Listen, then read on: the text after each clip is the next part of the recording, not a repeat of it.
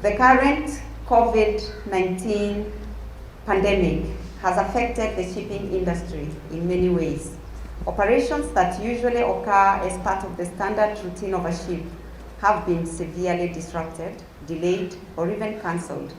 And of course, these examples include loading or unloading cargo, granting of permission for a ship to dock in port, and of course, crew change. That has been one of the biggest problems that we faced in this season. We know that many shipping organizations and governments around the world, and not least the International Maritime Organization, have highlighted the importance of maintaining and facilitating the uninterrupted flow of maritime trade. The transportation of essential goods, safety, food, and medical supplies has rightly been cited as a clear reason to ensure that maritime trade continues without being disrupted. I wish to reiterate that the government of Kenya has remained on course in terms of easing some of those problems, and especially where it relates to seafarers. And despite the temporary shutdown of embarkation and disembarkation of seafarers during the lockdown period, the government was very quick actually to develop guidelines and protocols for ensuring the safe ship crew changes and travel during the pandemic. And we want to reiterate our support to that, and we shall continue doing so. We are very grateful that the mission to seafarers in this has remained a steady friend and a partner as we worked around the challenges that have surrounded seafarers in this season. In addition, of course, the government is progressing with its vision for developing the blue economy, where capacity building and skills development is top of the agenda. And we want to assure Madam Fiona, as she requested, that women are part of that agenda, development of women in the maritime sector, as I urge our other partners, particularly the Kenya Ships Agents, to work with us in that support, because the biggest problem is the legal finish of the training of women seafarers, in that they are not able to get sea time. Bandari Maritime Academy is also working hard to ensure that maritime education and training remains on track, as well as Kenya Maritime Authority working closely on seafarers registration, certification, and other matters. Let me say that also, we are also cognizant and of the challenges, and have embraced seafarers as essential workers. And I want to thank the partners who've been working with us in ensuring that seafarers remain COVID-19 compliant in terms of vaccination. And on this, I want to recognize the Kenya Navy for the support. Additionally, the government is exploring ways of ensuring easy access to medical services at a time that the industry is under sharp focus by the health authorities globally.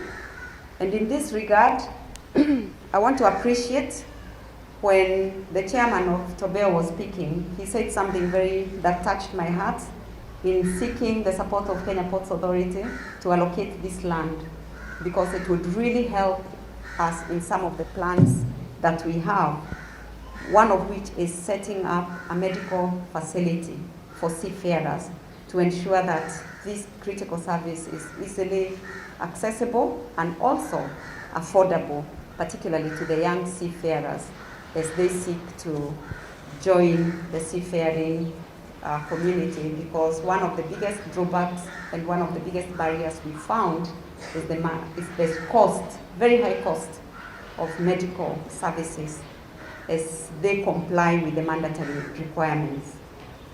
Let's say that this is happening because we, as governments, continue and appreciate the fundamental role that seafarers play in running the global supply chain, even as the world grapples with various problems. As we speak today, we've got cases in court. The seafarers are at it again. To what end? How are we going to help a people who are fractured, a people who are not working together? If us, we are holding hands to be able to walk you to the next level, the least you can do is compliment us and reach out to us. Not in little fractured units, which were before Kenya Maritime Authority started.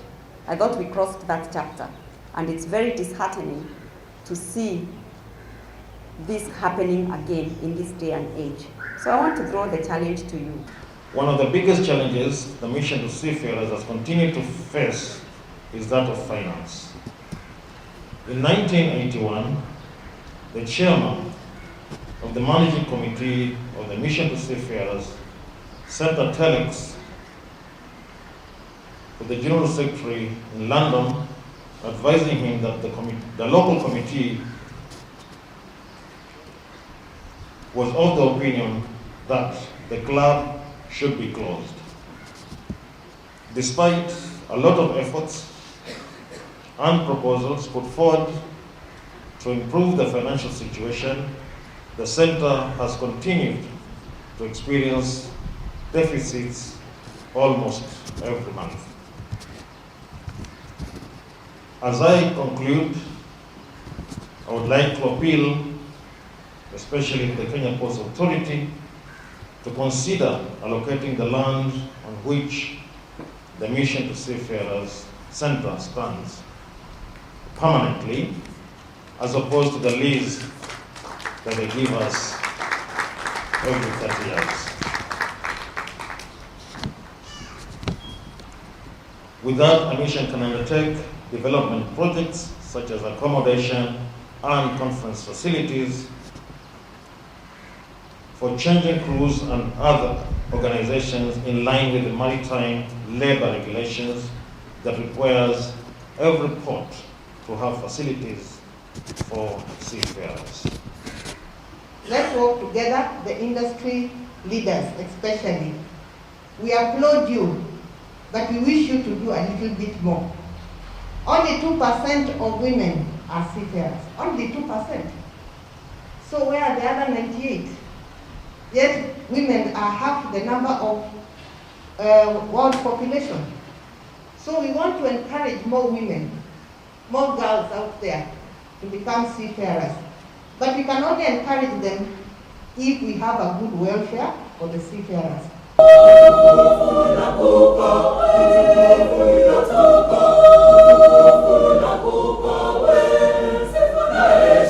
In the past, while Saul was the king over us, you are the one who led Israel on the military campaigns, David's enemies. That is why they say, the blind and the lame will not enter the palace. Word of God.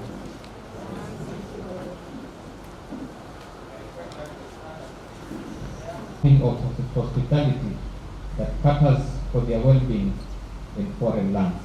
May God help us in the name of God the Father, Son. David was 30 years old when he became king, and he reigned 40 years. In Hebron, Last day in Matthew chapter 25, we are able to see that judgment will be based on how hospitable we are to the strangers. David had said, anyone who conquers the Jebusites will have to use sifa na utukufu vyote ni kwa Mungu, sifa na utukufu vyote ni kwa Mungu. Resting in my Savior as my all in all, standing on the promises of God, standing on the promises of God, my Savior. I am standing on the promises of God. Sifa na heshima nakupa wewe, ewe Mwenyezi, unaweza. Nakupa wewe, nakupa wewe, sifa na heshima na. It is also important to realize that seafarers would always require us to be hospitable toward them. In conclusion, the centenary anniversary celebration throughout the 100 years, I ask you to renew your dedication to those to which God has called us.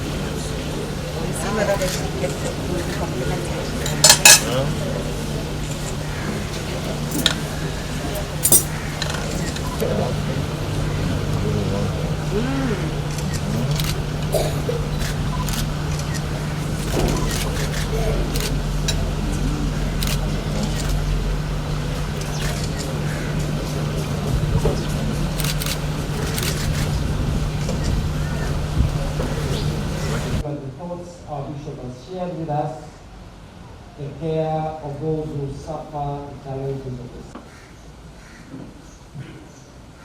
We now wish to make our prayers and petitions